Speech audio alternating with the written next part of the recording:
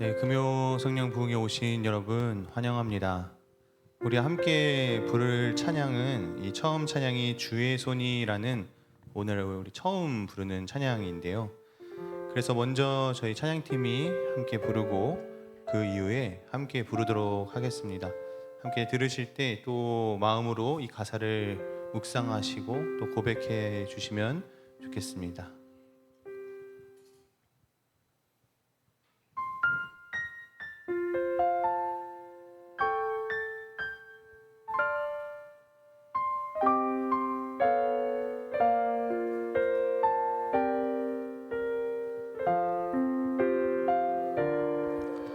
전능하신 우리 하나님,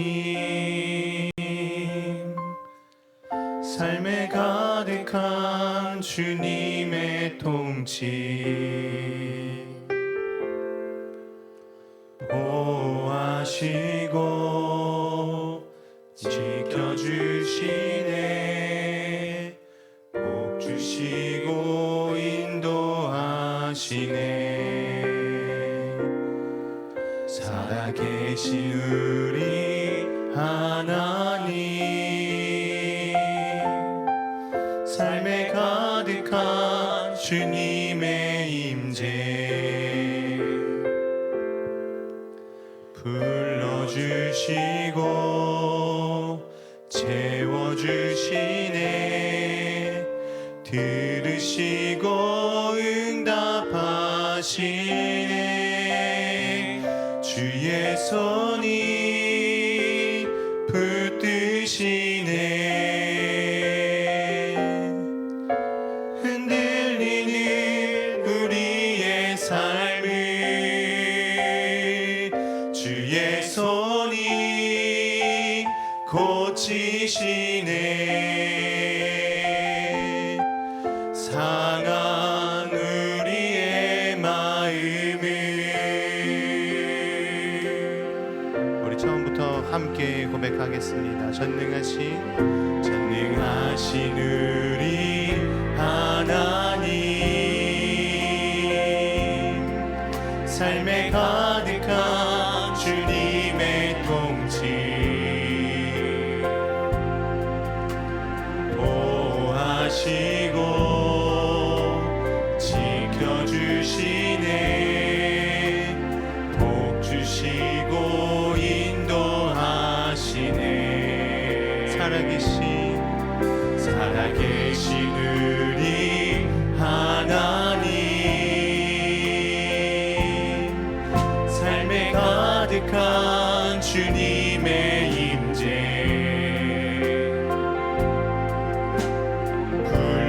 불러주시고 채워주시네, 들으시고 응답하시네.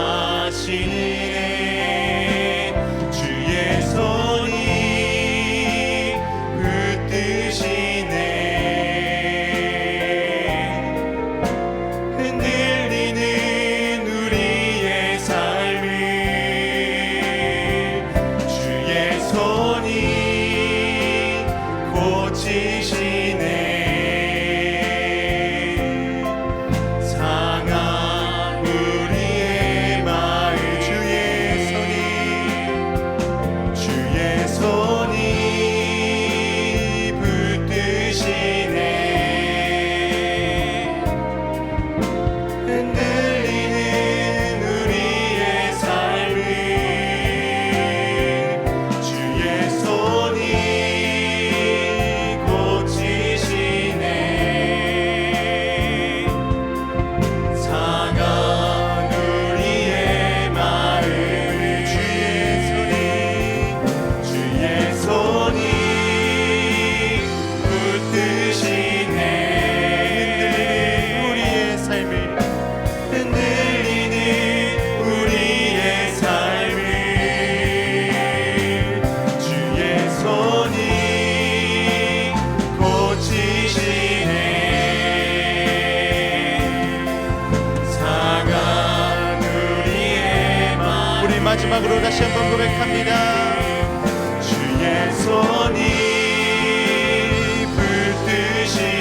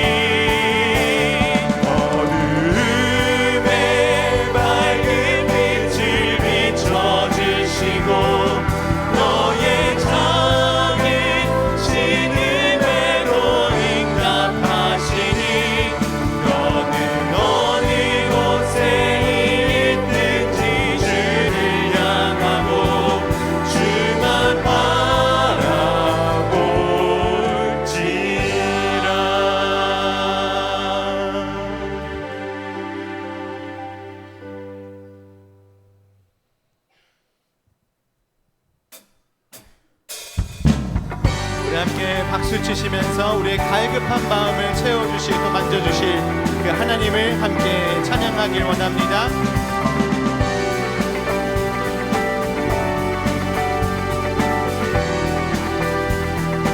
갈급한 내 마음, 갈급한 내 마음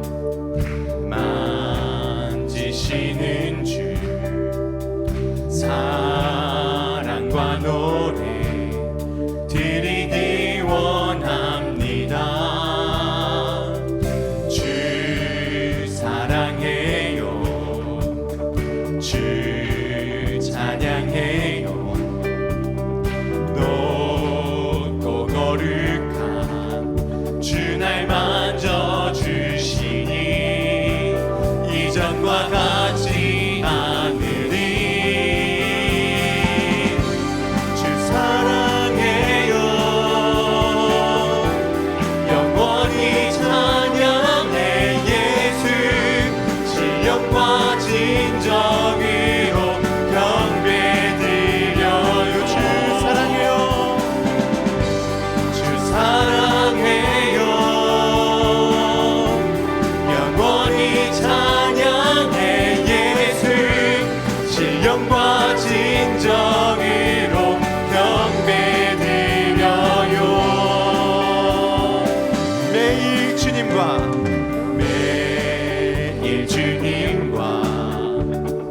함께 지내며 주의 부르심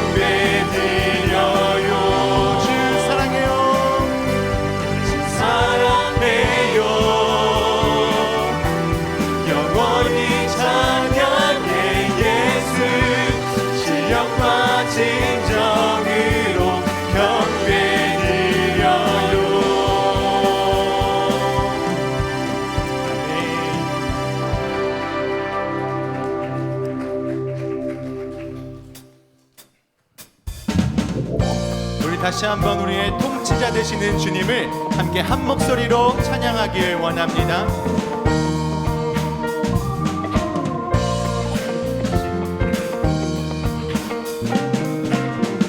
산과 시내와 붉은 노을과 땅의 모든 것 주 다스리네.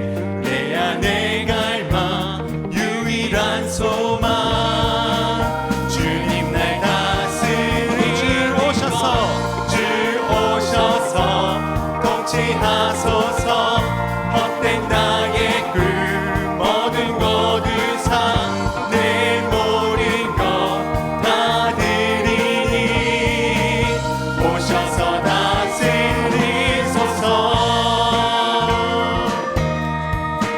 우리 함께 2절 가사로 고백합니다. 생각을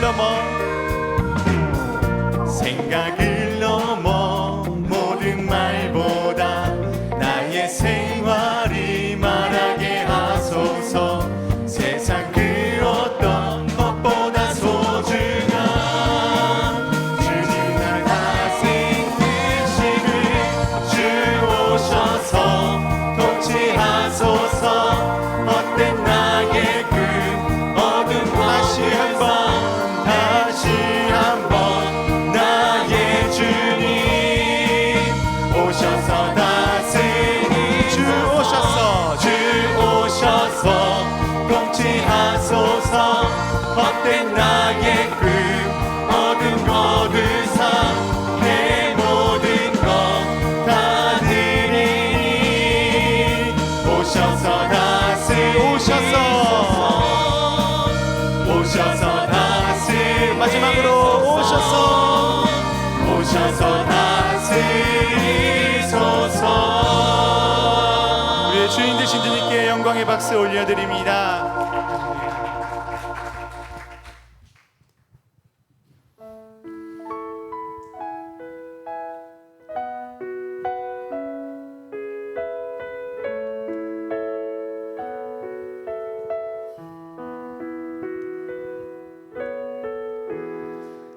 나를 지으신 주님 내 안에 계셔.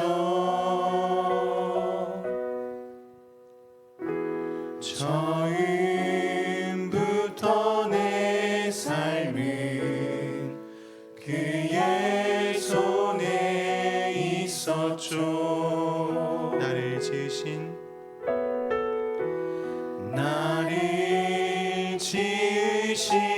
주님 내 안에 계셔.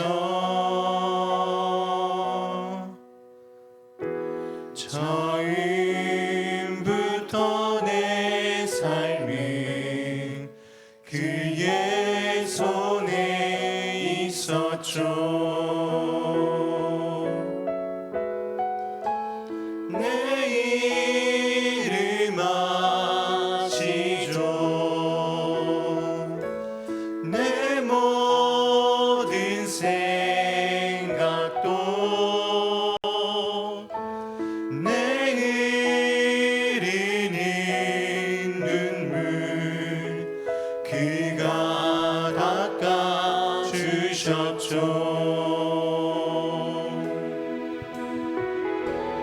그는 내 아버지 그는 내 아버지 난 그의 소유 내가 어딜 가든지 날 떠나지 않죠. 내 이름 아시죠? 내 이름 아시죠? 내 모든 생각도 아바라 부를 때 아바라 부를 때 그가 들으시네. 이름 아시죠?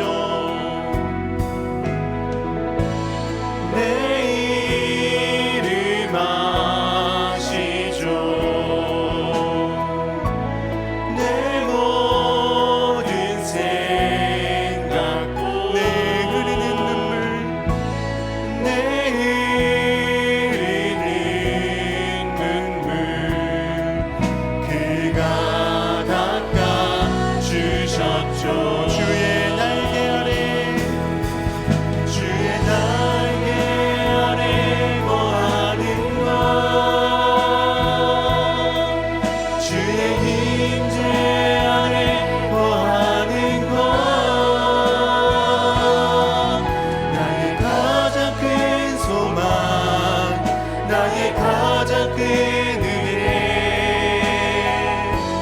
주와 함께 동행하느니 주의 날개 아래 거하는 것 주의 임재 안에 거하는 것 나의 가장 큰 소망 나의 가장 큰 은혜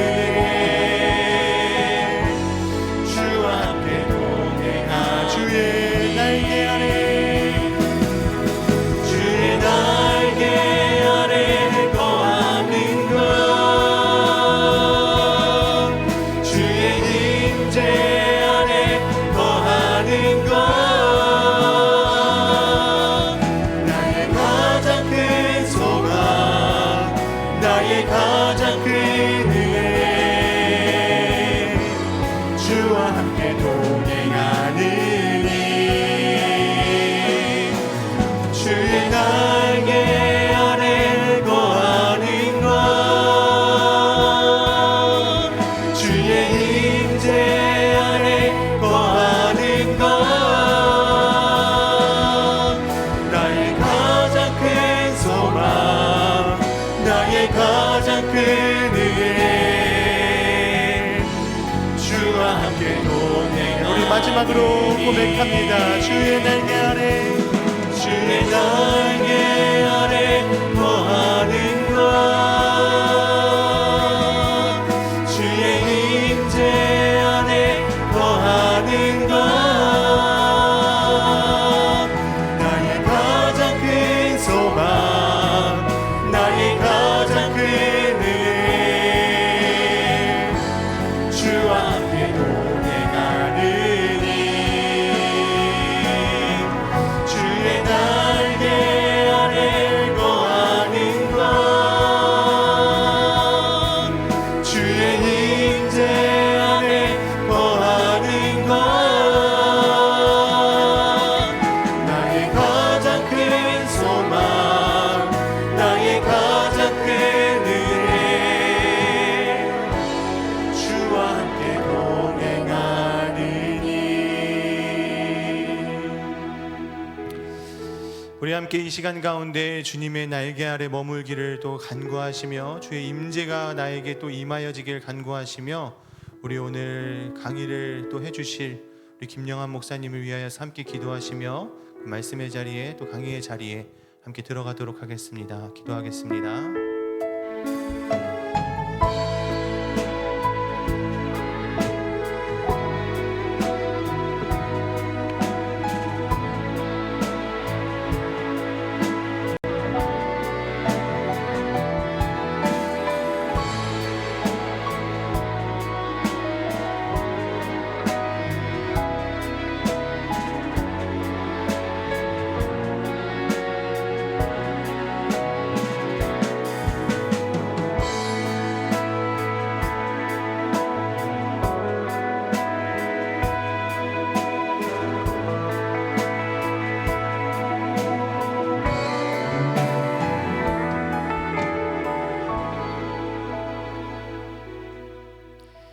하나님 아버지, 우리 교회를 사랑하시어 언제나 하나님의 말씀으로 지켜주시고 보호하여 주심에 감사합니다.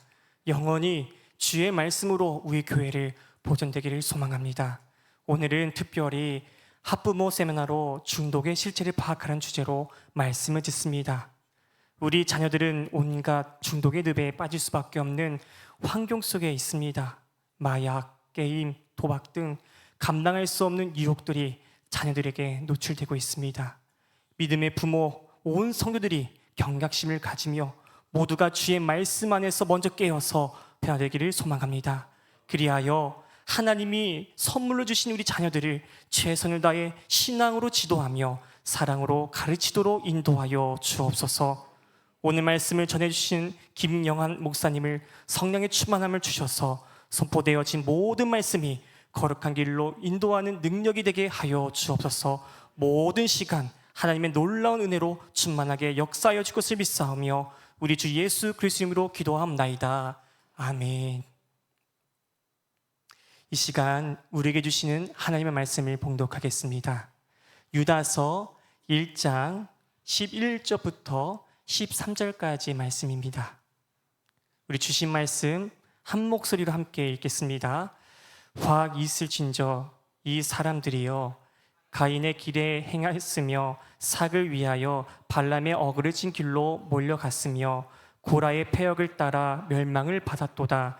그들은 기탄 없이 너희와 함께 먹으니 너희의 애찬의 암초요 자기 몸만 기르는 목자요 바람에 불려가는 물 없는 구름이요 죽고 또 죽어 뿌리까지 뽑힌 열매 없는 가을나무요 자기 수치의 거품을 뿜는 바다의 거친 물결이요 영원히 예비된 캄캄한 흥함으로 돌아갈 유리하는 별들이라.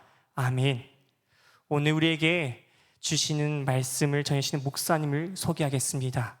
서울에 있는 품능교회 담임 목사님을 심무하시면서 다음 세대를 품고 여러 분야에 활동하시는 목사님이십니다. 특별히 청소년 중독 예방을 위해 온 열정 쏟고 있는 우리 김영한 목사님이십니다. 하나님이 우리 교회를 거룩한 말씀으로 보호해 주시고자 인도하신 목사님 나오실 때 큰 박수로 우리 환영하도록 하겠습니다. 네, 감사합니다.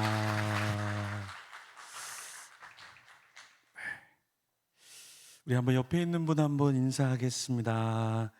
우리 반갑습니다. 네, 조금 어두워서 더 인사하기 좋은 것 같습니다. 이렇게 인사하겠습니다. 오늘따라 어려 보이십니다. 예, 어려워 보이십니다 아니고요. 어려 보이십니다. 이렇게 또 옆에 이렇게 계신 분들이 여러분들을 상당히 사랑하고 좋아하기 때문에 옆에 근처에 앉아 주시는 거잖아요. 우리 마음을 담아서 이렇게 인사하겠습니다. 밥 좀 사주세요. 네, 바쁘면 돈으로 주세요. 이렇게 자꾸 인사하셔야 됩니다.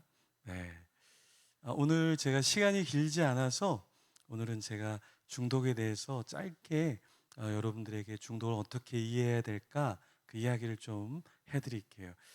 제가 어딜 가든지 꼭 물어보는 질문이 있습니다. 여러분도 한번 답을 해보시면 좋을 것 같아요. 제가 질문을 많이 드리진 않는데 어딜 가든지 꼭 이 질문은 제가 물어봅니다. 나는 어떤 거에 중독되어 있는 것 같다. 혹은 나는 중독의 성향이 좀 강한 것 같다. 라고 생각되시는 분은 손을 한번 이렇게 살짝 들어주시겠어요? 네, 좋습니다. 보이지 않아요. 여러분이 들어도 어두워서 보이지 않으니까 네, 내려주세요. 상당히 많은 분이 손을 들어주셨어요. 목사님은 중독 목회를 하셔야 되겠습니다. 여기에 청주에 있는 중독자들이 다 모여 있는 것 같아요. 네, 지금 손을 드신 분들은 사실 중독에 조금 들어가 있지만 깊은 중독에 빠진 분들은 아닙니다. 여러분들은 중독에 있지만 충분히 빠져나올 수 있는 중독의 단계에 있는 거예요. 그러면 뭐가 문제냐면 손을 안 드신 분이 있죠. 손을 들려고 했다가 이거 꼭 들어야 되나? 하다가 시간이 훅 지나가신 분이 있죠. 네, 이런 분을 우리가 심리학적인 전문 용어로 그지 같은 인간 이렇게 정의를 합니다. 근데 문제는 뭐냐면 우리가 내가 중독이 있습니다 이렇게 이야기하면 더 깊은 중독으로 빠질까요? 안 빠질까요? 안 빠집니다. 신기하죠? 예를 들어서 이런 거예요. 내가 도벽이 있어요? 도둑질하는 게 내가 좀 그런 게 있어요? 그럼 내가 주위 사람한테 제가 좀 도둑질을 해요. 그러면 내가 도둑질을 마음 놓고 막할까요? 아니면 사람들에게 이미 그렇게 얘기했는데 내가 조심해야지 할까요? 조심해야지 하죠. 신앙이 좋다라는 건 뭐냐면 신앙은 내가 의인인 척하는 게 신앙이 좋을까요? 아니면 나는 주님 죄인입니다 이렇게 고백하는 게 신앙이 좋을까요? 고백하는 거죠. 그래서 사도 바울은 자신을 뭐라고 고백했어요? 죄인의 괴수다라고 이야기했잖아요. 그죠? 그래서 그냥 배드가 아니라 그냥 worse가 아니라 worst 가장 사악한 존재가 납니다. 이걸 사도 바울이 계속 고백했잖아요. 그죠? 로마서 7장에 보면 오라 나는 뭐라 그래요? 공고한 자로다. 이건 뭐냐면 나의 인간적인 힘으로는 어찌할 수 없는 나도 죄인입니다를 고백한 거예요. 근데 중독자들은 아무리 상담을 해봐도 중독자는 자기를 중독자라고 얘기할까요? 아니면 자기 문제가 없다고 얘기할까요? 중독자는요, 전혀 자기가 문제가 없다고 생각합니다. 그래서 중독자예요. 제가 정신병자들도 이렇게 상담을 하는데, 정신병자는 자기가 정신에 문제가 있다고 생각할까요? 없다고 생각할까요? 없다고 생각해요. 정신병자가 정신병동에서 의사를 보고 뭐라고 하는 줄 아세요? 자기가 의사라고 얘기해요. 의사가 아프다고 와서 진료받으라고 얘기해요. 그럼 이 정신병자가 언제 나가느냐? 나의 정신에 문제가 있는 것 같습니다를 인지할 때 병원에서 나올 수 있다는 거예요. 그러니까 중독자도 중요한 건 뭐냐면 내가 중독자인 걸 인정하면 더 깊이 들어가지 않고 회복으로 나오는데, 중독자들은 내가 중독자라고 전혀 생각하지 않는다라는 거예요. 그러면 내가 이걸 고백하지 않으면 어떤 문제가 생기냐면, 우리는 중독에 있어서 이중생활을 한다는 거예요. 이중생활. 이중생활이 뭐냐면 낮에는 학교 다 갑니다. 일할 거 다 해요. 그런데 저녁이 되면 내가 중독에 빠진 걸 할까요? 안 할까요? 하죠. 그래서 이중생활을 하는 사람들은 피가 마르고 몸무게가 빠지는데 지방이 빠지는 게 아니라 근육이 빠집니다. 중독자들은. 그래서 대부분 중독에 심하게 빠진 사람은 1년 안에 한 8kg 정도 몸무게가 빠집니다. 그러니까 7kg에서 한 10kg 정도 몸무게가 빠지는데, 이건 지방이 빠지는 게 아니에요. 근육이 빠지는 거예요. 근육이. 그래서 중독에 빠진 사람들은 힘이 없습니다. 사실은. 노동을 하기에도 이제 몸이 많이 안 좋아져서 하루에 8시간 근무를 잘 하기가 어려워요. 그래서 중독자를 상담할 때 뭐라고 얘기하냐면, 중독의 대안 중에 하나가 노동을 하는 거거든요. 근데 절대 2시간 이상은 시키지 말라고 합니다. 왜냐하면 2시간 정도 하면 쓰러집니다, 중독자는. 그래서 이 시골에 한 부모님이 중독자 아들을 이렇게 데려왔어요. 아들을 데려왔는데, 아들을 이제 치유하는 과정이 노동이라고 얘기했죠. 그래서 제가 상담을 하다가 이제 집에 가셔서 아버지가 이제 농사하는 걸 좀 가서 도와줘라. 도시에 있다 보니까, 서울의 한복판에 있다 보니까 이제 도박 중독에 빠져서 도박을 했는데, 빚이 얼마냐면 30대 초반의 빚이 3억이에요. 3억. 부모님이 시골에 있는 걸 다 팔아서 갚아줬을까요? 안 갚아줬을까요? 갚아줬어요. 그래서 상담이 온 거예요. 그래서 중독자들은 상담 온다 그래도 잘 안 오거든요. 근데 사채까지 끌어다가 썼으니까 돈이 엄청나게 많이 불고 있을 때 부모님이 갚아줘서 부모님한테 미안하니까 상담을 받으러 온 거예요. 그래서 다음에 상담 받으러 올 때는 2시간 정도씩 일을 하고 오십시오. 그래서 다음에 왔어요. 상담 받으러. 또 저 멀리 시골에서 차를 몰고 왔는데 2시간 일하는데, 아버지는 60대 중반인데 땀을 한 방울도 안 흘리는데 농사를 하는데, 아들은 2시간 하는데 비 오듯이 땀방울이 흐르더라는 거예요. 그게 뭐냐? 아무리 30대 초반이라도 이게 중독자들은 체력이 고갈되게 돼 있어요. 그래서 중독자들은 10대든 20대든 30대든 중독자들은 뭔가를 집중할 때 집중을 못하고 체력이 안 돼요. 그래서 일단 여기서 지금 10분 정도 지나면 이렇게 조는 사람이 나타납니다. 조는 사람이. 조는 사람은 왜 조냐면 중독자이기 때문에 조는 거예요. 제가 어디서 이렇게 졸리게 하는 스타일이 아니거든요. 얼굴 자체도 우습게 생겼잖아요. 그래서 이게 졸리지가 않아요. 근데 이 중독강의 때 존다라는 건 대부분 중독자예요. 중독자. 중독자는 내가 중독된 거에만 반응해요. 그래서 게임 좋아하는 친구들은 게임 밤새 하라 그러면 졸까요? 안 졸까요? 절대 안 좋아요. 예, 오늘 게임 중독자분들이 많이 오셨나 봐요. 아니면 자녀들이 좀 게임 좀 하시나 보네요. 예, 바로 중독자들이 많으니까 목사님 강의가 쉽네요. 답이 바로바로 나와요. 예, 다른 교회는 제가 다 설명해 줘야 되는데 너무 대답을 잘 하셔요. 중독자는요, 중독된 거에만 뇌가 반응해요. 그래서 이 도파민이라는 시스템이 망가져요.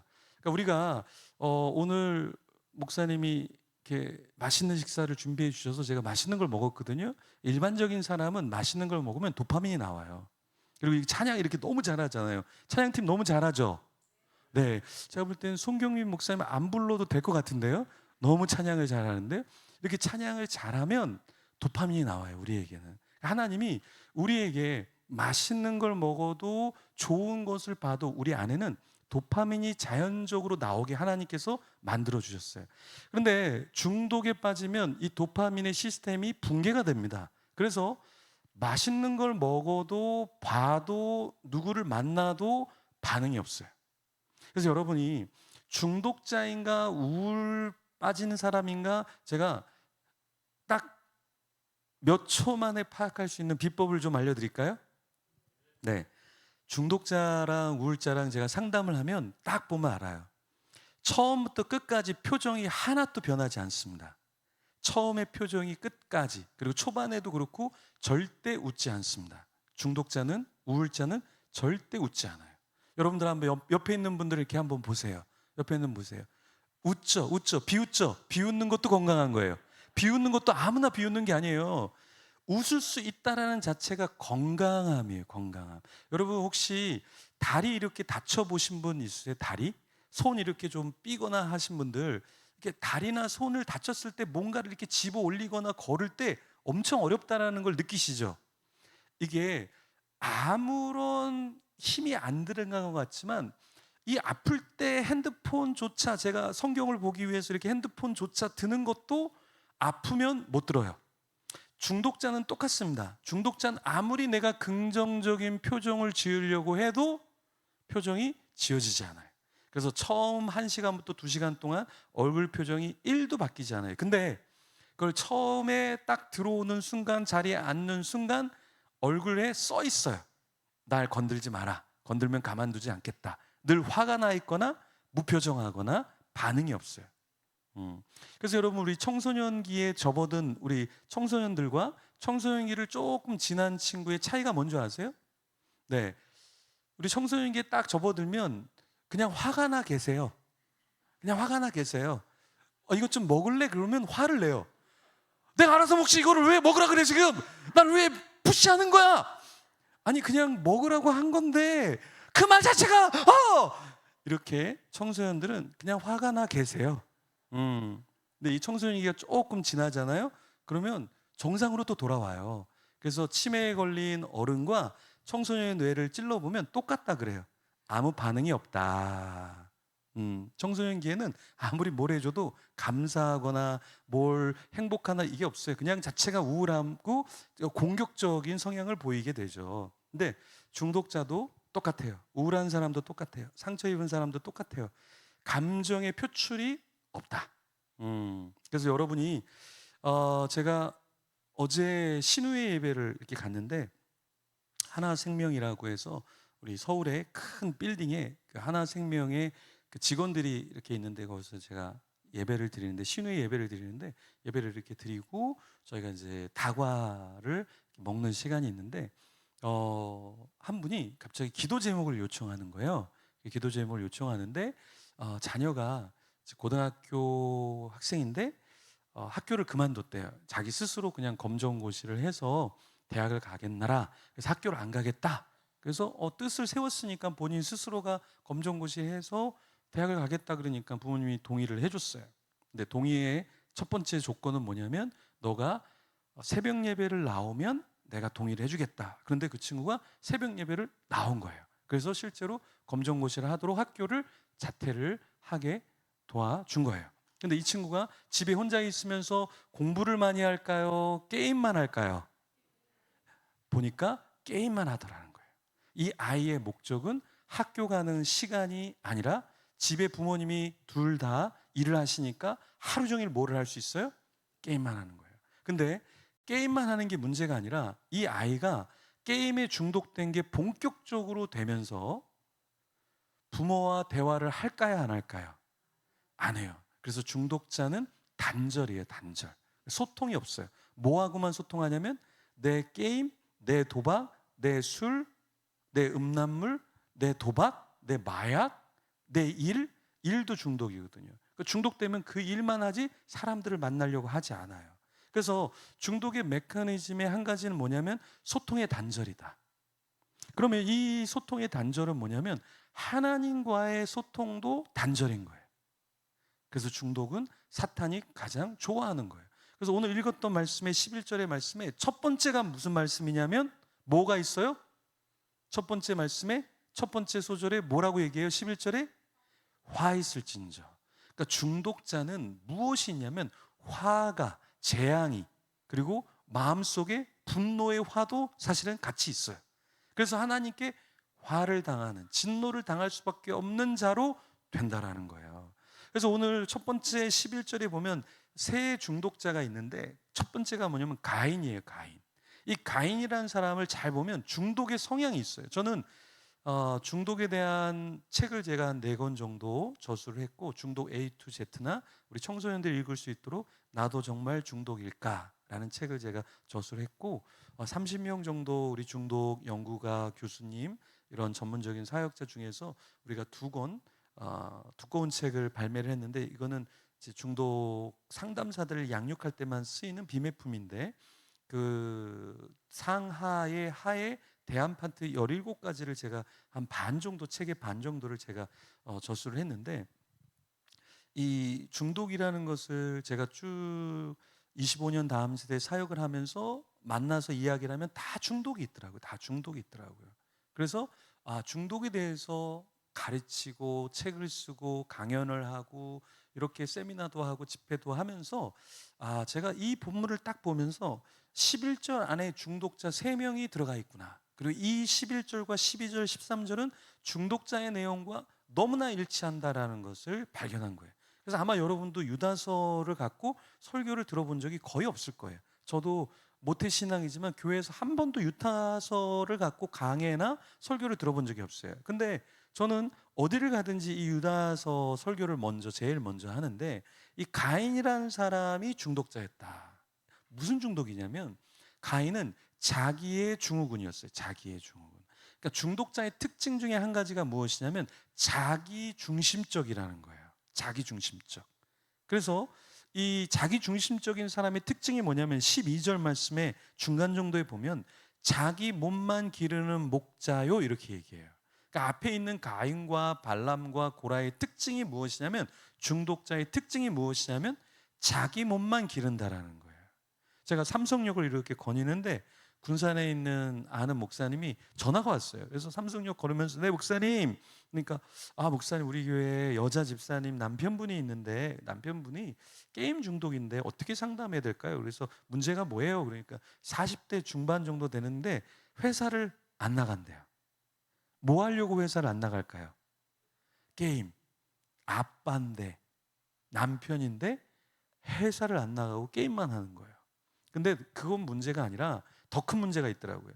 아이들이 초등학생인데 아빠 놀아줘. 놀아줄까요? 안 놀아줄까요? 안 놀아줘. 이게 더 심각한 문제라는 거예요.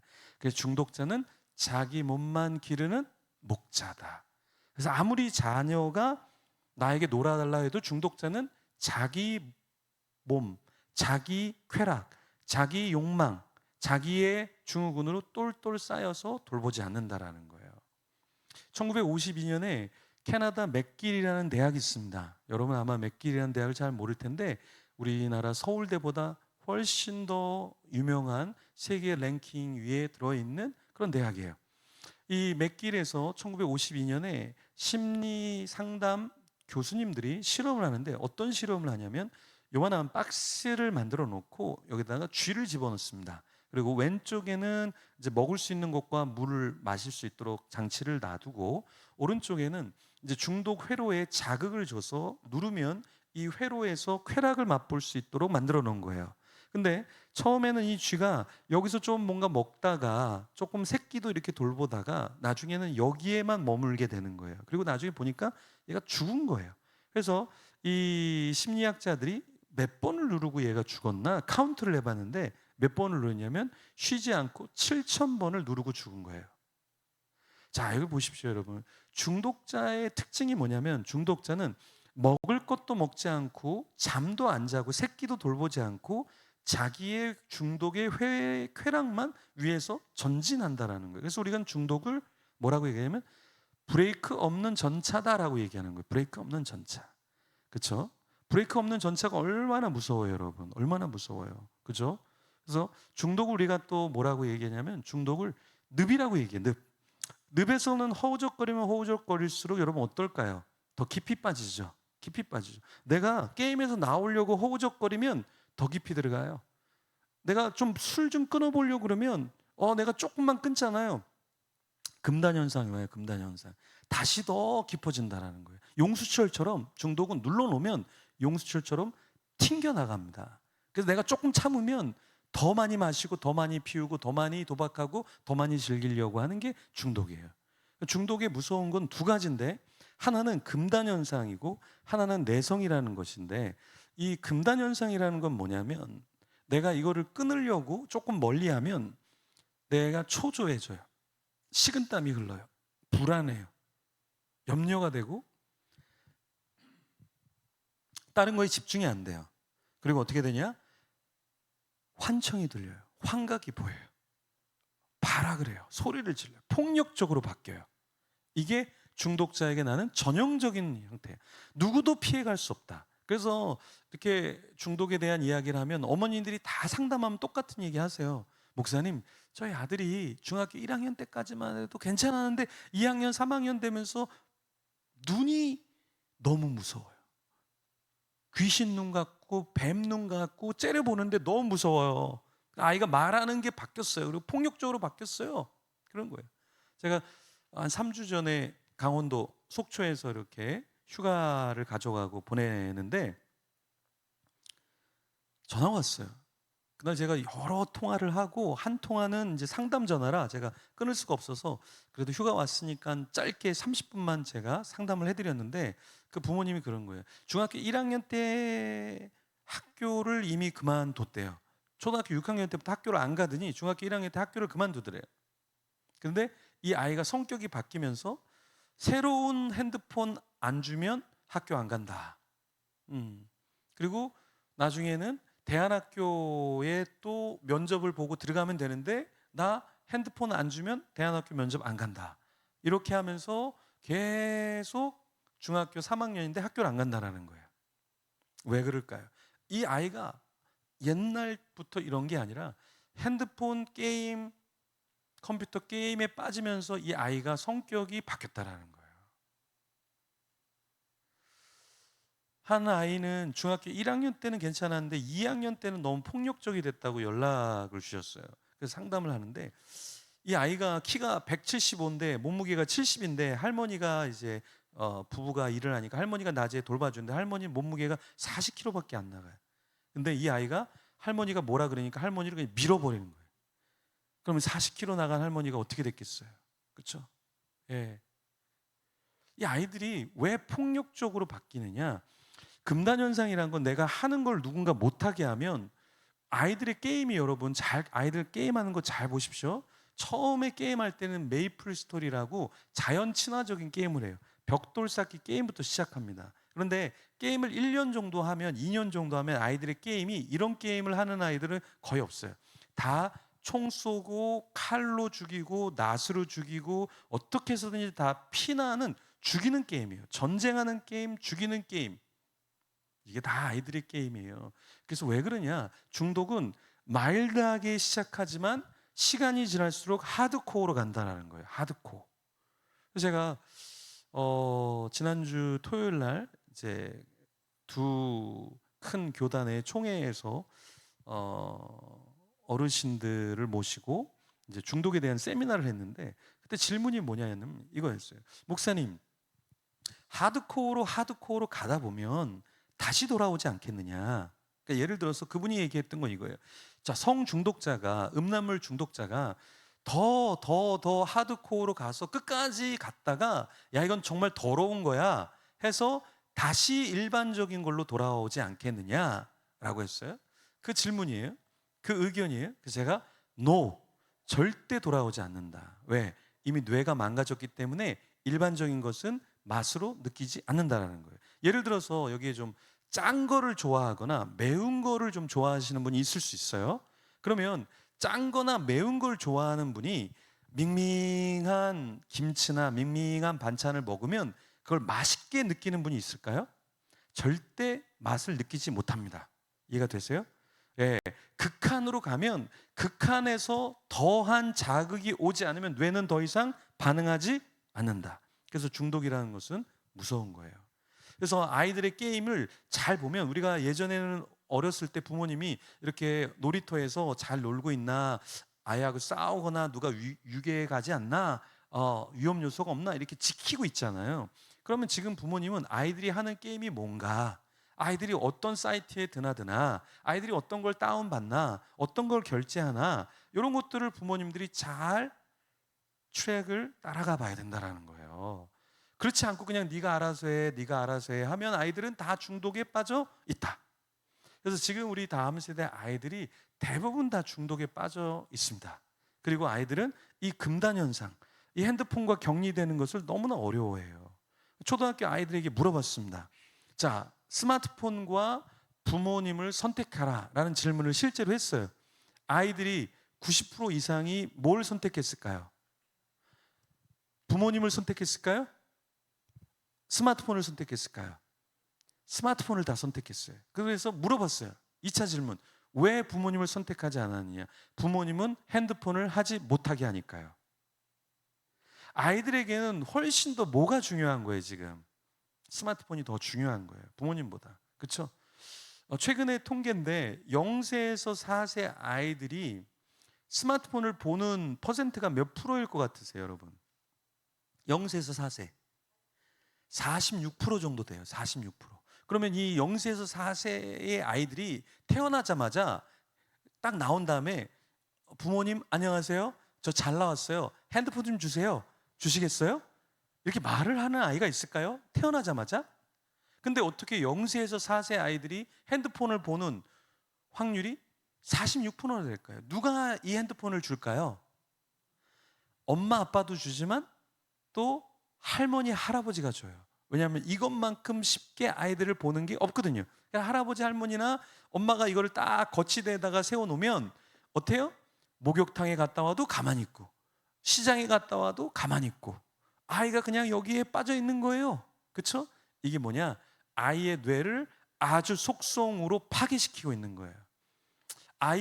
우리 사람의 뇌는 2세 정도 됐을 때 인간의 뇌가 1.4kg 정도 된다 그러죠. 근데 그 2세 정도 됐을 때 인간의 뇌가 70% 이상이 개발된다 이렇게 얘기를 해요. 그러니까 폭발적으로 뇌가 자라고 있는 그 시기에 이걸 주면 인지력과 모든 것들이 다 파괴된다라는 거예요. 그래서 프랑스에서는 3세 이하의 아이들에게는 미디어 시청이 금지예요. 법적으로 금지해요. 18세 아이에게는 공공장소에서도 미디어 시청을 자제한다 이렇게 돼 있는 거예요. 왜? 이게 얼마나 뇌를 망가뜨리는지 몰라요. 저희 교회에 그 학교 교사를 하는 젊은이가 있는데 목사님 제가 이제 중독 연구하고 가르치고 하니까 목사님 우리 학교에 하나에는 스마트폰 중독자고 하나에는 집에서 아침마다 엄마 아빠랑 같이 책을 보는 그런 가정이 있어요. 그래서 글쓰기를 이렇게 제출했는데 여기에 이제 같이 책을 보는 부모님의 아이의 그 글쓰기는 글씨가 빽빽하니 빈 공간이 없는 거예요. 근데 여기에 스마트폰 중독에 대한 애는 딱 3글자 정도를 크게 써놨다는 거예요. 글씨는 발로 쓴 것처럼 굉장히 삐뚤빼뚤, 그 사진으로 보여줬는데 글씨 몇 글자 없는데 삐뚤삐뚤 돼 있고 그게 글쓰기 제출이라는 거예요. 기가 막힌 노릇이죠. 이게 뭐냐? 스마트폰에 중독된 뇌와 스마트폰에 중독되지 않는 사람의 인지와 글쓰기의 차이가 천지 차이라는 거예요. 그래서 뇌 검사를 해봤는데 마우스로 드래그해서 온라인으로 자료를 가져온 사람 학습력은 12% 정도만 학습에 남는다라는 거예요. 그런데 책을 펴고 타이핑을 치고 고민하면서 자료를 만들어서 제출하는 사람은 75%가 머리에 남는다라는 거예요. 실리콘밸리에 누가 일하냐면 구글 직장 직원들이 일을 합니다. 근데 이 구글 직원들은 70%가 자녀에게 핸드폰을 주지 않는다라는 거예요. 왜요? 이 핸드폰이 얼마나 해로운지 자기들이 만들고 보급하면서 알기 때문에 그렇죠. 스티브 잡스는 2007년에 스마트폰을 만들었습니다. 근데 아이러니하게 스티브 잡스는 자기 자녀에게 스마트폰을 주지 않았다 이렇게 얘기를 해요. 스티븐 스필버그는 영화를 만드는 사람이지만 자기 자녀에게 영화를 보지 못하게 했다 이렇게 이야기합니다. 우리가 영화를 28프레임 이렇게 얘기해요. 28프레임이라는 뜻이 뭔지 아세요, 여러분? 28프레임? 28프레임은 1초에 28컷이 돌아가는 게 28프레임인 거예요. 30프레임이라는 것은 1초에 더 많은 컷이 들어가 있는 거예요. 우리는 인지하지 못하지만, 자, 예를 들어 여기 우리 어머니들 계신데, 우리 어머니들이 만두를 이렇게 사잖아요. 그 만두를 내가 전혀 제품도 모르고 브랜드도 모르는 그런 제품을 산다. 손 들어 보세요. 나는 시험 삼아 매번 모르는 제품을 산다. 없죠? 왜 그걸 사냐면 광고에서 그것을 봤기 때문에, 내 뇌가 그걸 각인됐기 때문에 나도 모르게 만두는 이걸 사야지, 이게 맛있지, 이게 답이 정해져 있는 거예요. 그래서 광고를 하는 거예요. 광고 회사는 10초에서 15초 동안 1,000만 원 이상을 광고비로 쓸까요? 1억 이상을 낼까요? 네, 수억을 쏟는 이유가, 수억을 쏟아내면 수십, 수백, 수천억을 가져올 수 있기 때문에 광고를 쓰는 거예요. 왜요? 사람은 바로 이런 존재이기 때문에 그래요. 그래서 한 여인이 마케팅 회사를 하다가, 자기가 이제 마케팅을 많이 하다가 자기가 사업을 했는데, 마케팅을 많이 하니까 마케팅을 어떻게 하는 줄 알잖아요. 사람들에게 어떻게 인식을 시키는지를 딱 알잖아요. 그래서 이분이 처음에 초창기에 할 때 배민의 광고비를 얼마를 썼냐면 2천만 원 광고비를 쓴 거예요. 2천만 원. 여러분, 창업을 하고 2천만 원의 광고비 쓸 수 있는 분 있어요? 2천만 원 광고비를 한 달에? 근데 그때 얼마를 벌었냐면 5천만 원을 벌었대요. 광고비를 2천을 썼고 5천을 벌었으니까 얼마 남은 거예요? 3천. 근데 만약에 2천을 안 썼다면 5천을 벌 수 있었을까요? 처음 오픈하는 데가 아니죠. 근데 그 여인이 1년 만에 가게를 하나 더 열고 한 달에 매출이 2억씩 가져오는 사업을 하고 있어요. 근데 그분 인터뷰에서 뭐냐면, 사람들에게 많은 것을 각인시키면 결국에는 그만큼 뽑아낸다라는 거예요. 그렇죠? 우리 청소년들이, 대학생들이 게임을 하는데, 게임에 연예인이 최불암 할아버지일까요? 아니면 우리 청소년들이 가장 좋아하는 연예인일까요? 청소년들이 가장 좋아하는 연예인이에요. 그럼 그 연예인들은 광고료를 뭐 1,000만 원 이렇게 받을까요? 1억, 10억 이렇게 받을까요? 1억, 10억 이렇게 받을 거예요. 몸값이 다 다르지만. 근데 10억 이상, 100억 이상 연예인을 쓰면 청소년들에게 들어와 게임하자 그러면 청소년들이 내가 좋아하는 연예인이기 때문에 마구 들어간다라는 거예요. 마구 들어간다라는 거예요. 그죠? 그래서 그 연예인들을 이렇게 써서 광고하는 것이 얼마나 효과적인지를 기업은 다 안다라는 거예요. 자, 여러분, BTS가 대학을 나왔는데, 그 대학이 어디예요? 사이버 대학이죠. 예, 사이버 대학인데 그 설립자가 누구예요? 단 월드라고 하는 이단의 사람이 세운 대학을 BTS가 7명 중에 6명이 졸업을 했어요. 네, 그 대학에서 BTS를 우리 대학에서 졸업한 학생이라고 띄울까요? 안 띄울까요? 띄우죠. 사회적인 이슈가 됐죠. 단월드가 공식적으로 발표를 했어요.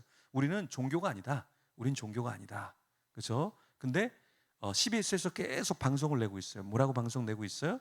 그 이승헌이라는 사람이 어떠한 사람인지, 자기 스스로를 당군이다, 자기 스스로를 하느님이다 라고 이야기한 사람이에요.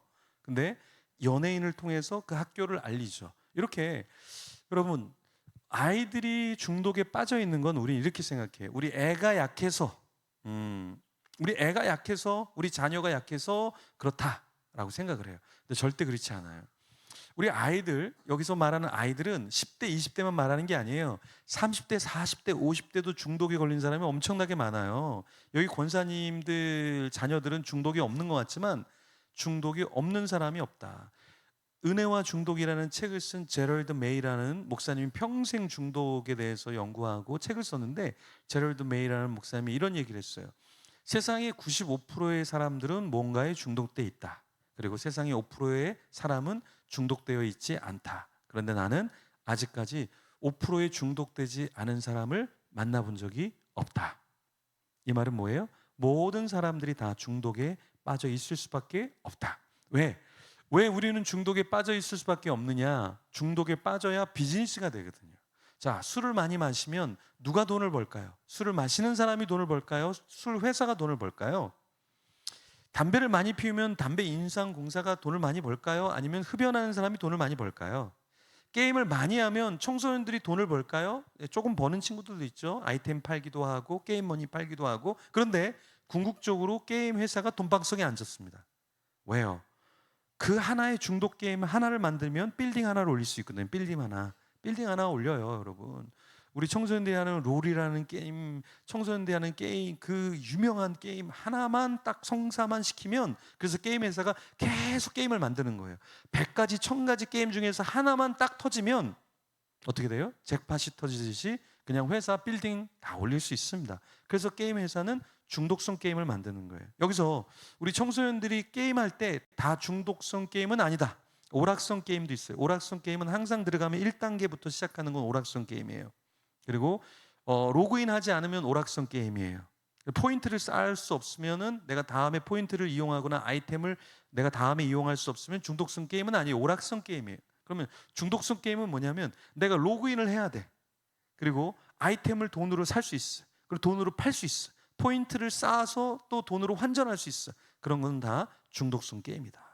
그래서 게임 회사는 두 가지를 만듭니다. 하나는 오락성으로 그냥 심심풀이로, 그렇게 해서 심심풀이로 게임에 접어들다가 더 과격한 하드코어의 중독성 게임으로 넘어오게 만드는 거예요. 여러분, 요즘에 서울에는 홀덤 펍이라는 게 굉장히 많이 생기고 있어요. 홀덤 펍이라는 게. 청주에도 아마 홀덤 펍이라는 게 아마 있을 텐데, 이 홀덤 펍이라는 건 뭐냐면 도박이에요, 도박. 그런데 그 도박인데 합법적인 도박이고 캐시, 돈으로 거래하는 게 아니라 칩으로만 거래하고 끝나는 거예요. 근데 뉴스에도 나왔지만 이 홀덤 펍은 거의 80%, 90%가 다 뒷거래로 돈 거래를 해준다는 거예요. 혹은 어떤 아이템이나 혹은 선물을 준다고 하면서 사람들을 부추겨서 그 선물을 가져가게, 그리고 선물을 받은 다음에는 이거 다시 현금으로 바꿔드릴까요? 그러면 사람이 현금이 좋아하잖아요. 현금으로 바꾸면 그걸 갖고 다시 도박을 할까요? 아니면 현금을 들고 집에 갈까요? 다시 도박을 하는 거예요. 그래서 이게 도박성 게임으로 현금을 바꿔주고 혹은 선물을 주면 그걸 신고하는 사람은 500만 원의 상금을 준다, 포상금을 준다, 이렇게 나라에서 뉴스에서 발표가 된 거예요. 홀덤펍이라는 게 게임 같지만 그 게임을 많이 하다 보면 나중에는 내가 진짜 도박하면 돈 많이 따겠는데? 나 이거 진짜 다 익혔잖아요. 이 룰을 다 익혔잖아요. 그럼 뭘 하겠어요? 나 돈 좀 따는데 바로 간다라는 거예요. 그래서 제가 중독 세미나를 정선, 태백, 그 강원랜드에 있는 거기서 이제 저희가 중독 세미나를 전문가들하고 했는데, 예전에 20년 전에 정선에 강원랜드가 만들어졌을 때 몇 명이 한꺼번에 들어갔냐면 6천 명이 한꺼번에 들어갔어요. 6천 명이. 근데 지금은 부흥해 갖고 10,000명이 한꺼번에 들어갈 수 있도록 증축을 했어요. 거기서 24시간 일하는 근무자가 몇 명인 줄 아세요? 2,500명이에요. 2,500명. 어떻게 2,500명을 고용할 수 있을까요? 그만큼 있는 사람이, 돈을 잃어버리는 사람이 있다라는 거예요. 그래서 20년 전에 뉴스의 신문 기사를 여러분이 뒤져보면 강원랜드가 2달 동안에 얼마를 벌었는지를 이야기하는데 400억을 벌었다고. 20년 전에 400억은 지금의 400억과 차이가 크죠. 그러니까 이 강원랜드나 이런 데서는 돈을 따는 것이고, 도박하는 사람들은 결국에 어떻게 되냐? 잃어버릴 수밖에 없다라는 거예요. 근데 이 강원랜드에 가는 사람도 많지만 지금은 이렇게 핸드폰으로도 얼마든지 다음 세대가, 대학생들, 청년들도 도박을 상당히 합니다. 그래서 핸드폰으로 도박 얼마까지 잃어본 사람이 있냐면 32억. 요걸로 32억까지 잃어본 사람이 있어요. 예. 제가 지방에 있는 어머니에게 이제 전화가 왔는데 교회를 안 다닌대요. 근데 제가 목사인 걸 아는데 어떻게 저한테 상담을 요청하셨어요? 그러니까 자기가 전문 상담을 받아봤는데도 안 되더라는 거예요. 그래서 이 아이를 좀 목사님 상담을 좀 해주시고, 자기가 근처에 교회를 좀 가고 싶은데 건강한 교회를 좀 알려주세요. 그래서 전화를 한 거래요. 그래서 상담을 받으셨어요? 근데 상담 받았는데 어떻게 해서 어려움이 있다는 말씀인가요? 그러니까 얘가 상담받으러 갔다가 왔는데 얘가 도박을 한 거예요. 갔다 왔는데, 그래서 얘가 언제 도박을 했나 딱 시간을 체크해 보니까 상담받으러 갈 때 뒷좌석에서 도박을 하고, 상담받고 끝난 다음에 집에 오는데 도박을 한 거예요. 이게 상담이 필요 없구나. 상담받으러 가는데 도박을 하고 끝나자마자 바로 도박을 했다는 거는 이건 상담으로는 되지 않는다. 이걸 알고 교회를 좀 보내야겠다라는 생각을, 결심을 하게 됐다라는 거예요. 이 중독이라는 것은 한 번 중독이 되면 더 강해지지 약해지진 않는다. 그래서 가인이라는 사람이 중독이라 그랬죠. 처음에는 거짓말을 합니다. 하나님께 동생을 죽여놓고 하나님 앞에 뭐라고 얘기해요? 하나님, 내가 동생을 죽이는 자입니까? 지키는 자입니까? 이렇게 얘기하죠. 내가 동생을 지키는 자예요? 이 말은 뭐예요? 자기가 죽여놓고 모른 척 거짓말하는 거잖아요. 그리고 거짓말하고 그 다음에 뭐예요? 폭력을 행사하죠. 폭력한 다음에 그 다음 단계로 뭘로 넘어가요? 살인을 하죠. 중독은 작은 거에서 계속해서 강력해진다라는 거예요. 강력해진다는 거예요. 예, 요즘에 그 연예인들 중에서 김호중이라는 분, 김호중은 제가 전에 있던 교회에서 지휘를 하던 그 서 집사님이 그 김천 고등학교에서 음악 교사였는데 그 김호중을 데려다가 키운 거예요. 그래서 그 친구의 그 스토리가 깡패였다가 개가천선에서 그 선생님이 참 도와주고 아들처럼 이렇게 키워준 거예요. 그래서 그 내용이 영화 파바로티라는 영화로 만들어진 거예요. 그리고 독일 유학 가는데도 이분이 도와준 거예요. 그래서 김호중이라는 친구를 제가 잘 알죠. 근데 김호중 사건이 터졌잖아요. 근데 문제는 뭡니까? 술을 마신 게 문제가 아니라 뭐가 문제예요? 거짓말하고 또 거짓말하고 또 거짓말하고 또 뉴스에 보니까 경찰에게 적극적으로 협력하겠습니다 그러는데 핸드폰 제출하지 않고 이게 계속해서 사람들의 공분을 산다는 거예요. 근데 그럴 수밖에 없는 이유가 뭔지 아세요? 중독자는 아까 가인처럼 거짓말을 하면 또 거짓말하고 또 거짓말하고 이거를 중독의 심리학의 전문 용어로 리플리 증후군이라고 얘기해요. 리플리 증후군. 리플리 증후군은 내가 거짓말을 하고도 거짓말이 아니라고 생각해요. 그리고 거짓말을 하고 양심의 가책이 없어요. 그러니까 김호중이라는 사람은 제가 알지만 그 선생님이 그렇게 키워줬지만 선생님의 케어를 떠나면 세상의 높은 사람과 돈과 권력을 맛보면 어떻게 됩니까? 타락하게 된다는 거예요. 타락한 사람들의 특징이 뭐냐? 감각이 없다는 거예요. 감각이 없다는 거예요. 그래서 자녀가 게임이나 미디어, 스마트폰 중독에 빠지면 이제 감각이 없습니다. 감각이 없어요. 그래서 거짓말을 많이 해요. 거짓말을 많이 해요. 계속 거짓말을 합니다. 속입니다. 갈취합니다. 예, 제가 그 서울에 있는 수지 있는 선한 목자교회에서 금요일 날 집회를 하는데 토요일 날 바로 전화가 왔어요. 상담 전화가 왔어요. 그래서 예, 말씀하세요 하니까 자기의 조카가 도박을 했는데 20대 초반인데 도박 빚이 얼마냐면 7억이래. 7억. 근데 2억은 사업처에 있는 사장님의 통장에까지 돈을 대서 도박을 했다라는 거예요. 근데 이 아이는 자기는 감옥에 보내달라는 거예요. 근데 왜 감옥에 보내달라고 할까요? 왜? 자기도 더 이상 자기를 스탑할 수 없다라는 걸 아는 거예요. 그래서 차라리 감옥에 가는 게 나를 그리고 사람들을 도와주는 거라라고 생각을 하는 거죠. 중독자는요 끊임없이 거짓말합니다. 그래서 아이들이 게임 중독에 빠지고 스마트폰에 중독 빠지잖아요. 그럼 끊임없이 거짓말해요. 거짓말해요. 그래서 돈을 타서 집에서는 게임을 많이 못하니까 어디로 갈까요? PC방 가요. PC방.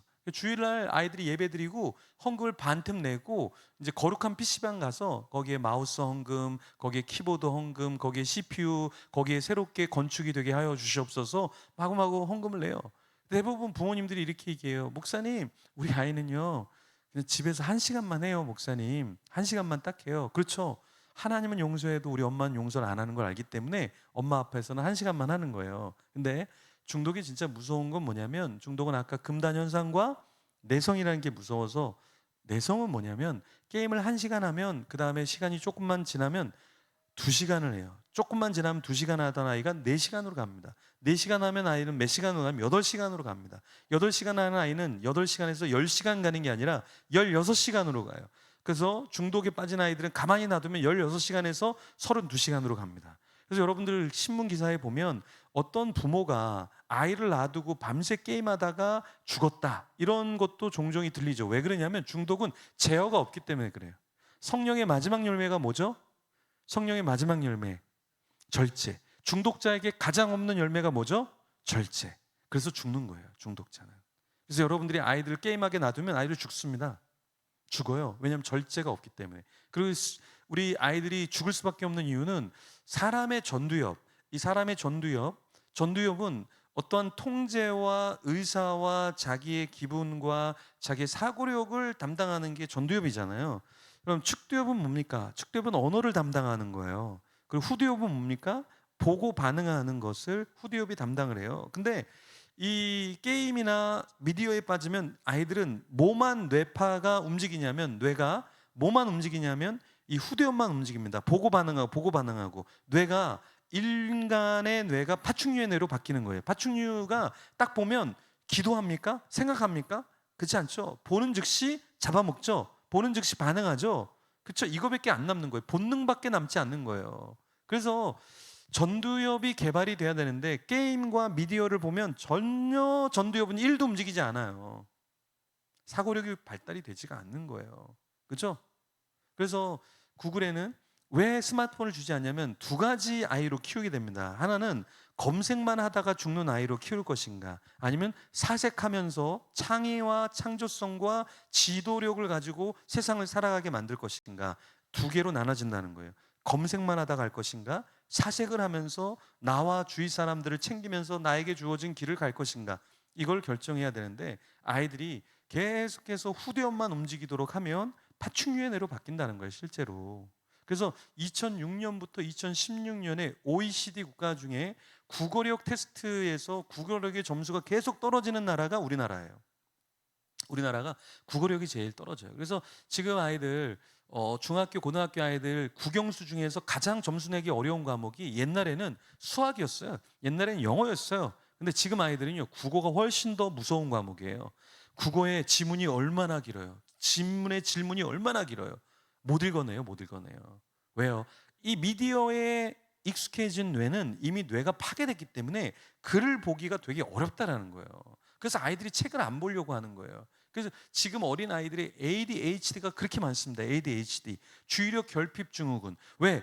여기에서 현란하게 마구마구 빛이 바뀌고 조명과 자막과 말풍선과 음악과 이 장면이 샥샥샥샥 바뀌는 걸 보는 사람이, 자, 어떠한 글을 딱 보면, 어떤 서 있는 저를 보면 저는 그냥 정지되어 있는 거예요. 저는 움직이는 게 아니에요. 저는 현란하게 막 움직여야 되는데 빛이 바뀌고 뭔가 자막이 나오고 뭔가 다이나믹해야 되는데 그렇지 않으면 다 정지되어 있는 걸 느끼는 거예요. 그래서 주의력 결핍 증후군에 빠져버리는 거예요.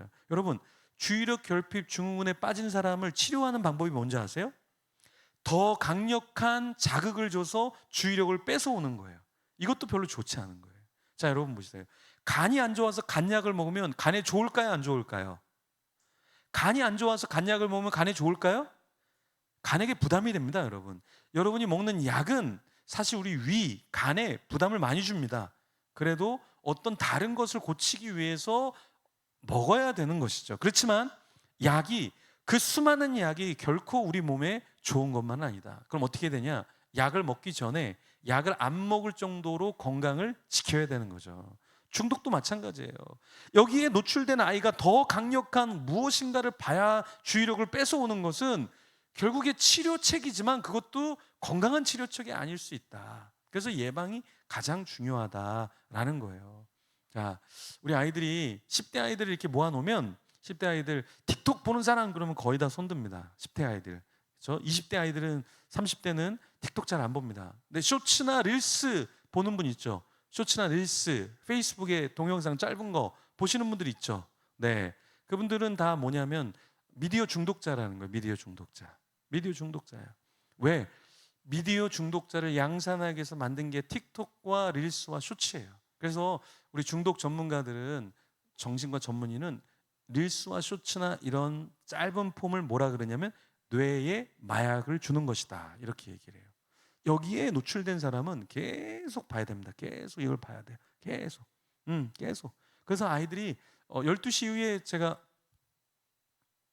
어제 청소년 이렇게 큰 집회가 있어서 메시지를 나누면서, 자, 12시 이후에 핸드폰을 안 만지는 사람 손 들어보세요. 그러니까 아무도 손을 안 들어요. 뭐예요? 12시 이후에도 그걸 계속 보고 있다는 거죠. 계속. 예. 제가 청년 집회 가면 제가 항상 물어봅니다. 12시 전에 자는 사람 손 들어보라고. 12시 이후에 자는 사람 손 들어보라고. 그럼 12시 전에 자는 사람은 거의 100명이면 1명, 2명 들까? 그런 친구들은 이제 집에 온라인 광선 랜이 들어와 있지 않거나 데이터가 너무 적어서 하루 이틀 만에 그냥 끝나서 모든 걸 포기하고 빨리 자는 친구들 외에는 대부분 청소년이나 대학생들 12시 전에 자는 사람은 거의 없어요. 거의 없어요. 그럼 12시 이후에 자는 친구들 다 뭐하냐? 다 이거 핸드폰이나 컴퓨터 붙잡고 있다라는 거예요. 근데 이 중독의 무서움은 뭐냐면 수면 시스템이 망가집니다. 수면 시스템이 망가져서 나중에는 1시에 자려고 그래도 잠이 안 와요. 2시에 자려고 그래도 잠이 안 와요. 그래서 우리 다음 세대가 일찍 자는 친구들이 2시에서 3시에 잡니다. 2시에서 3시에 자요.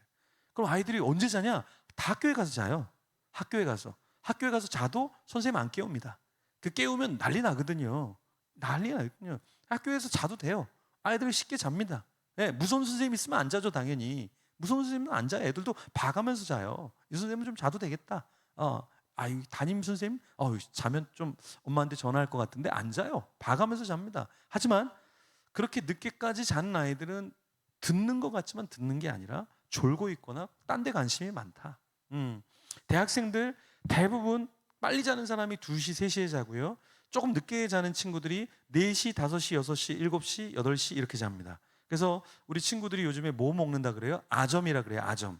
아침과 점심을 같이 먹는다. 보통 10시, 11시 늦게 먹는 친구들은 아점을 1시, 2시, 3시 이렇게 먹습니다. 1시, 2시, 3시. 그때 일어나기 때문에. 왜 그럴까요? 이게 다 미디어 중독이나 게임 중독이나 채팅 중독이나 어떤 거에 중독됐기 때문에 수면 시스템이 망가지는 거예요. 근데 나중에 나 이거 빨리 자야지 12시에 자야지 절대 잠이 안 옵니다. 절대 잠이 안 옵니다. 왜요? 뇌가 파괴되면 중독자는 내가 중독자라고 얘기를 안 해도 CT를 촬영하면 중독자의 뇌는 나비 모양으로 구멍이 뚫려 있어요. 여러분 집에 가셔서 중독자의 뇌하고 온라인에 검색해 보세요. 그리고 해마가 일반 사람보다 커져 있고 중독자의 뇌는 구멍이 뚫려 있어요. 왜냐하면 뭔가에 계속해서 집중하면 델타 포비스 분자가 열려서 도파민이 과도하게 나와서 뇌를 녹여버립니다, 여러분. 그래서 중독자는 자기 중독된 것만 계속해서 한다라는 거예요. 왜? 그걸 해야 나의 도파민이 엄청나게 나오니까. 자, 그래서 제가 가인이나 발람, 고라 다 설명을 드려야 되지만 시간이 여러분들 또 집에 가셔야 되는 분도 계시기 때문에 오늘은 제가 중독의 무서움에 대해서 살짝 말씀드렸고 대안은 3가지를 짧게 말씀드리고 같이 기도할게요. 그럼 중독의 대안은 무엇이냐? 대부분 중독자들이 대안을 얘기하지 않는 이유는 대안의 맛을 보거나 중독자가 회복률이 굉장히 적기 때문에 그래요. 근데 저는 대안이 있다고 보는데 3가지 대안이 있다. 자, 쉽게 얘기하면 첫 번째는 뭐냐? 자각이에요, 자각. 여러분, 여기 사람의 손에 이 세균이 몇 마리 있을 것 같아요? 세균. 몇 마리 있을까요? 이 손에. 자, 300, 3천, 3억. 몇 마리 있을까요? 예, 3억 정도 있다 그러죠? 일반적으로. 현미경으로 보면 여기에 세균이 엄청나게 많아요. 그래서 누군가와 악수한다는 건 나의 3억과 저쪽의 3억과 스위치하는 거예요. 교체하는 거예요. 그렇죠? 그래서 악수한 다음에 손을 씻어야 되는 이유가 뭐냐? 세균이 실제로 여기 많거든요. 나한테도 내가 아무하고도 악수를 안 해도 여기에는 내가 이거 만지면 다 세균 덩어리야, 세균 덩어리 이게. 그렇죠? 근데 이걸 현미경으로 딱 보여주잖아요. 그러면 씻지 않을 사람이 있을까요? 이걸 딱 보여주면요, 다 씻습니다. 세균이 여기 3억 있어? 1억 있어? 2억 있어? 3천 있어? 아니 300만 있어도 손을 씻을 거예요. 여기 세균이 300만 있어도 기겁을 하고 손을 씻을 거예요. 이게 자각이에요. 중독이 이렇게 무섭다고? 내 아이가 중독이라서 성격이 바뀌고 눈초리가 저렇고 날 죽이려고 그러고 금단 현상이 일어나고 내성이 일어나서 얘를 1시간 놔두면 2시간이 된다고? 2시간 하면 4시간이 된다고? 4시간 하면 8시간이 된다고? 다 상담해 보면 다 그 길을 가고 있어요. 그 길을 가고 있어요.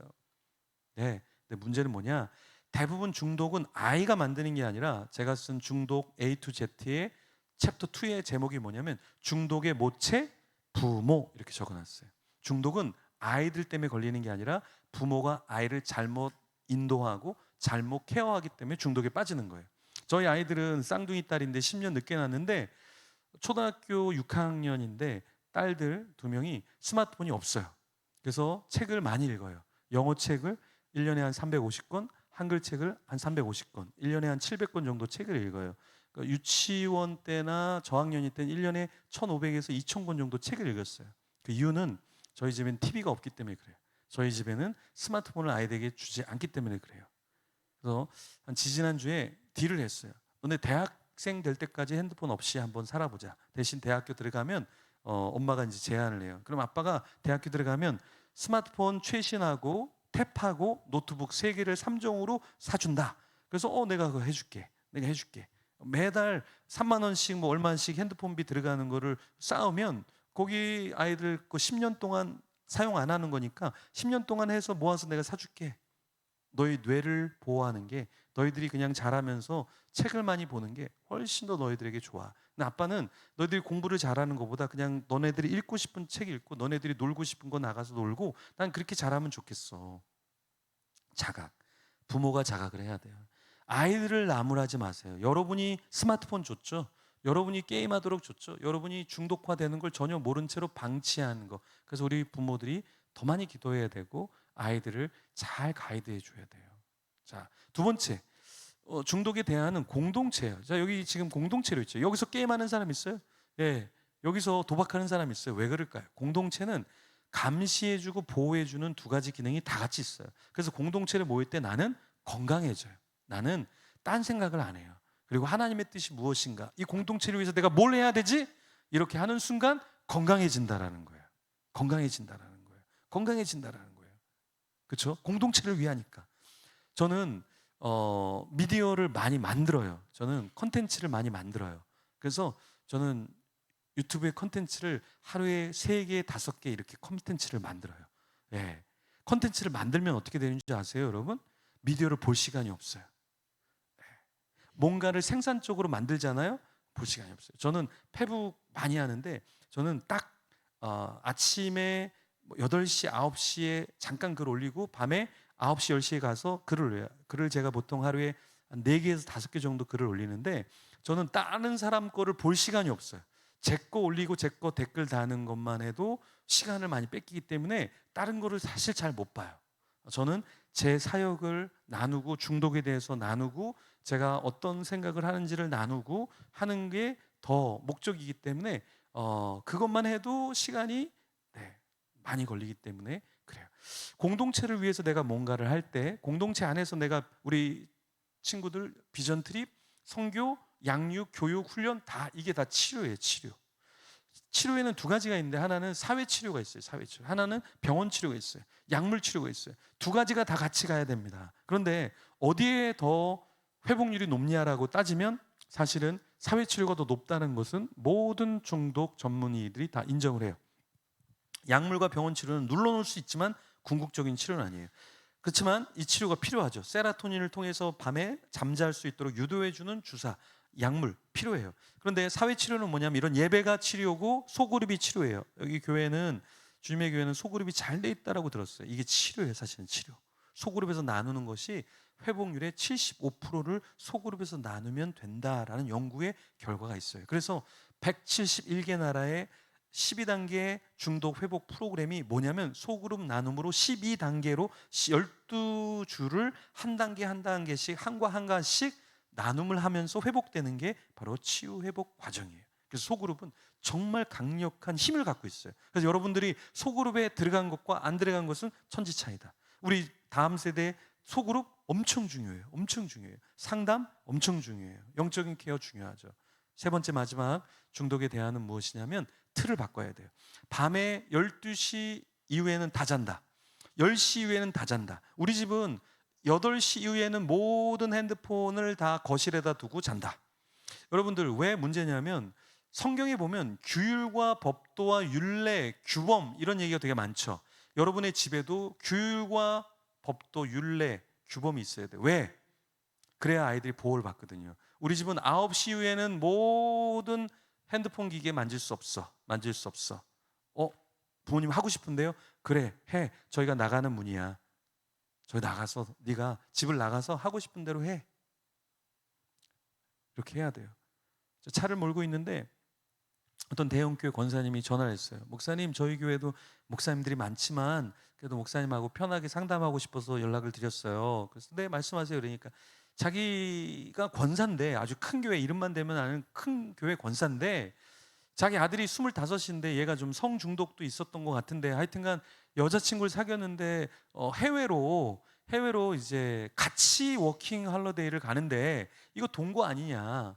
근데 자기가 말을 못하고 막 있다는 거예요. 그래서 권사님이면 그게 잘못됐다라는 것을 이야기하고 듣든지 안 듣든지 네가 그 결정하면 모든 경제권을 이제 네가 다 알아서 해야 된다. 그리고 그러다가 아이를 낳으면 네가 낙태를 하고 네가 아이를 키우던 네가 책임을 져야 된다. 나중에 엄마 몰랐어요. 엄마 왜 저를 안 도와주세요. 이런 얘기하지 마. 네가 결정한 것은 네가 권리만이 아니라 책임을 져야 돼.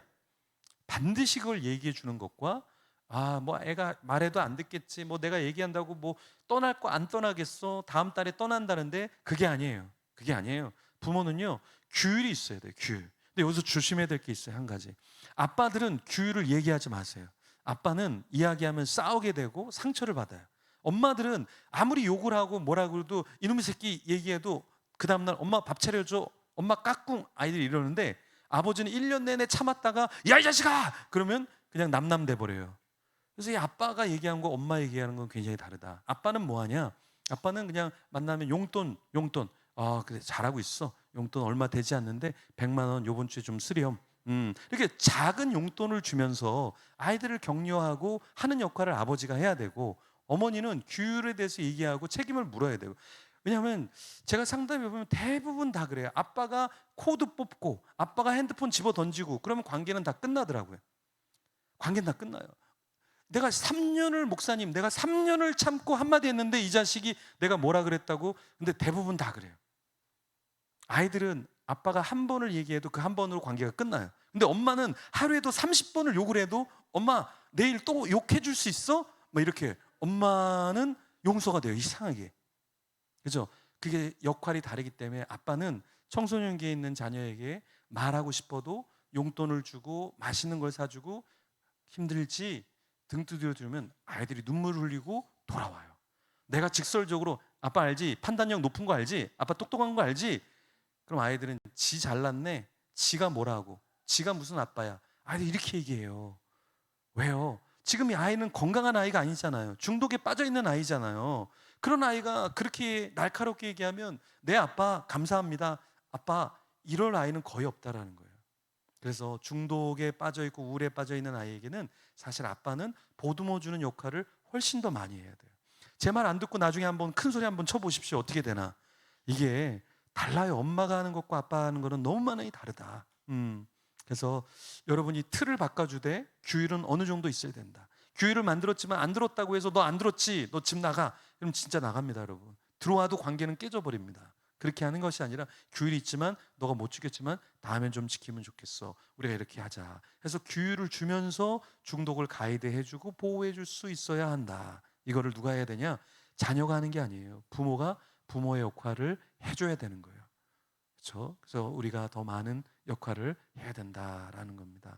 우리 같이 한번 기도하는 시간 갖도록 하겠습니다. 우리 반주 좀 해주시고요.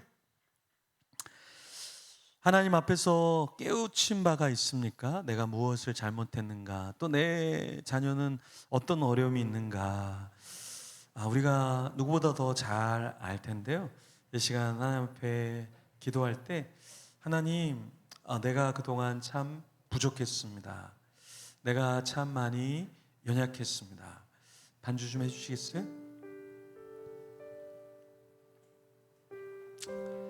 하나님의 마음으로 우리의 자녀를 돌보게 하여 주시고, 내가 중독자를 만들었습니다. 내가 무지했습니다.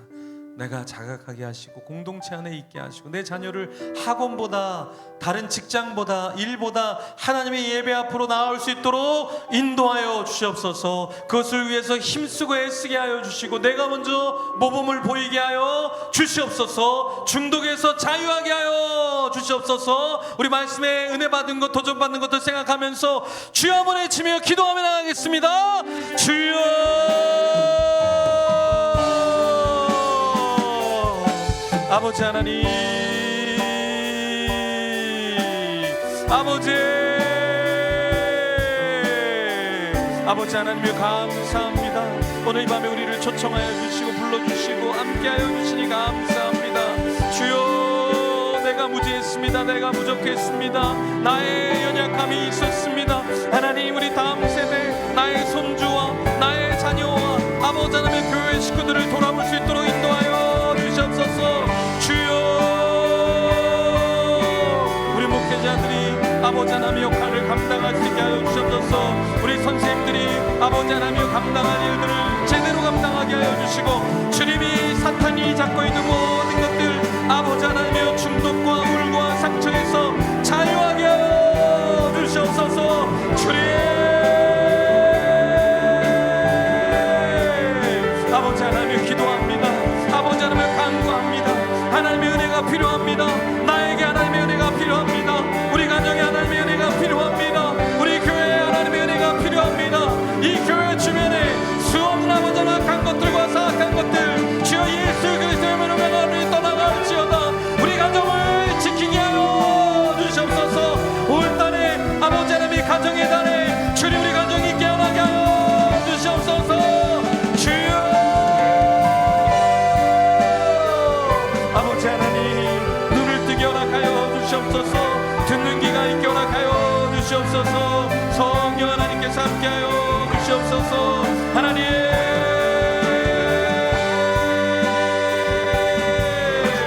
아버지 하나님 기도합니다. 우리를 긍휼히 여겨주시고 우리 기름 부어주시고 성령의 은혜가 충만케 허락하여 주시옵소서. 주여, 우리의 삶을 인도하시는 이시여, 우리의 삶을 붙드시는 이시여, 아버지께서 인도하시는 그 은혜가 필요합니다. 우리에게 주님의 긍휼이 필요합니다. 우리에게 주님의 그 회복하신 은혜가 필요함을 고백합니다. 주님, 우리를 붙드시고 또 우리 가운데 인도하여 주시며 우리의 음성 가운데, 우리의 그 기도 가운데 들으시고 응답하시고 또 회복시키실 그 하나님 아버지를 바라보길 원하오니 주여 인도하여 주시고 주여 붙들어 주시고 우리의 이 작은 신음과 작은 목소리와 이곳에서 기도하고 올려드리는 그 모든 것들을 주님 들으시고 응답하시고 긍휼히 여기시며 우리를 붙들어 주시고 주님의 손 가운데 주님의 장 가운데 아버지를 인도하여 주시옵소서. 주님의 사랑이 우리 모든 공체 가운데 한 사람 한 사람의 그 삶 가운데 있음을 아버지 그 중독과 그 삶에서 빠져있는 것들에 있음에도 아버지께서 기다리고 계심과 붙들어주고 계심과 회복을 허락하심과 회복의 약속과 그 언약이 우리에게 있음을 아버지 우리가 믿고 나아가오니 주여 우리의 삶을 주님께 맡겨드리오니 또 주님 우리에게 오늘 들은 말씀들과 그 결단들을 가지고 실천하길 원하오니 주여 우리를 붙들어주시고 우리를 인도하여 주셔서 올바른 길로 우리의 삶의 궤적이 올바른 곳으로 갈 수 있도록 인도하여 주시옵소서. 주여 우리의 모든 순간순간을 붙잡아 주시며 우리의 모든 그 걸음을 하신다 하셨사오니 주여 우리를 붙들어 주셔서 인도하시옵소서. 또한 그것을 우리가 듣게 하여 주시옵소서. 그것을 우리가 알아차릴 수 있도록 하여 주시옵소서. 그것을 우리가 깨달을 수 있도록 붙들어 주옵소서. 우리 안에 계신 성령이여, 우리 안에 계신 성령이여, 우리에게 말씀하시고 주님의 뜻을 알려주시고 주님께 성령께서 하나님 아버지 그 말씀을 기억나게 하신다 하셨사오니 주님께서 그 말씀을 허락하셔서 우리 마음 가운데 잠자고 있었던 순간들 우리 마음 가운데 하나님께로 돌아가야 하고 이 중독을 끝내야 하고 이 길로 더 이상 가면 안 된다는 것을 알면서도 계속해서 한 발자국씩 걸어가게 되고 나 자신 스스로를 제어할 수가 없고 나 스스로가 잘못된 것을 알면서도 끊을 수가 없는 그 걸음 속에 있는 모든 이들을 주님 불쌍히 여겨주시고 긍휼히 여겨주셔서 그 가늠한 여인들과 같이 그 가늠한 여인에게 말씀하셨던 것과 같이 내가 너를 다시는 정죄하지 아니하노니 너는 이제 이것을 하지 말아라. 너는 이제 다시는 돌아가 그 죄를 짓지 말라고 말씀하시며 새로운 소생의 기회와 회복의 기회를 허락하신 것과 같이 아버지 우리의 삶에 새로운 소생의 기회가 새로운 삶의 기회가 있기를 간절히 간구하오니 우리 각각의 가정과 각자의 삶과 한 사람 한 사람의 인생을 주님 붙들어 주시옵소서. 우리 함께 찬양합니다. 하나님 사랑해, 하나님 사랑의 눈으로 너를 어느 때나 바라보시고 하나님 인자한 귀로서 언제나 너에게 기울이시니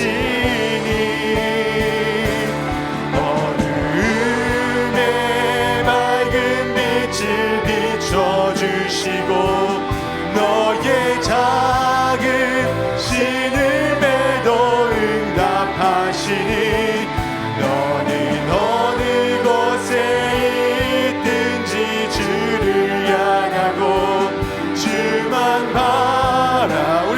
간절한 마음으로 다시 한번 찬양합니다. 하나님, 하나님 사랑의 눈으로 너를 어느 때나 바라보시고 하나님 인자 않기로써 언제나 너에게 기울이시니 어두움에 밝은 빛을 비춰주시고 너의 작은 신음에도 응답하시니 너는 어느 곳에 있든지 주를 향하고 주만 바라보지라.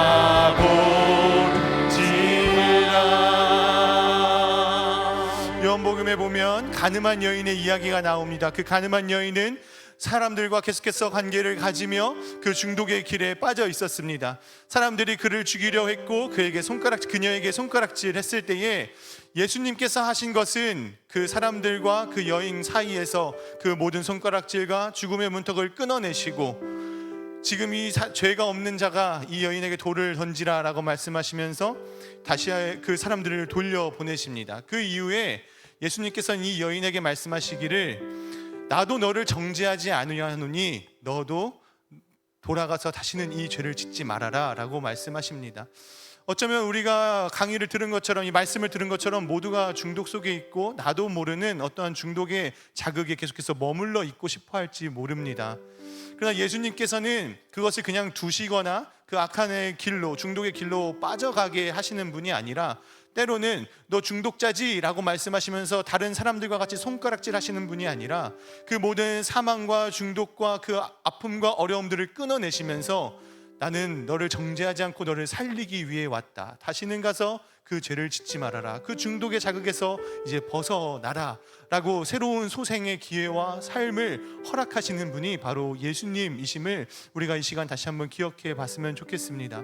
우리 이 예수님을 기억하며 함께 기도하실 때에 먼저는 나 자신이 내가 어떠한 중독에 남들에게 말하기는 어렵지만 나만 알고 있는 그런 중독적인 부분이 있다면 그것을 하나님께 조용히 고백드리면서 예수님, 제가 이제는 이곳에서 벗어나고 싶습니다.